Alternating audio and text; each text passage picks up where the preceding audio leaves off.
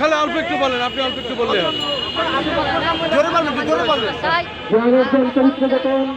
সামাজিক শিক্ষা বাংলাদেশ ইসলামী ছাত্র মজলিসের 35তম প্রতিষ্ঠাবার্ষিকী উপলক্ষে আজকে ছাত্র সমাবেশের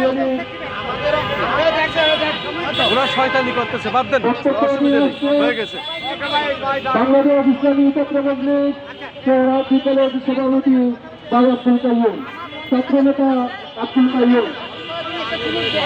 আমার তোমাকে সস্ত করছে না, মানুষকে ভালোবাসে যে আমি জয়লাভ করবো, ওই বিশ্বাস আছে।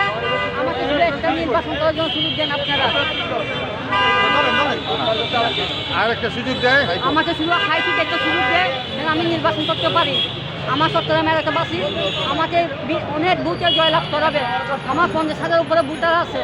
তা আমি নির্বাচন জয়লাভ করবো, সেই জন্য আমাকে বিভিন্ন মানুষ হুমকি দিচ্ছে মারার জন্য। তা আমি হাইটিতে প্রমাণ দিলাম।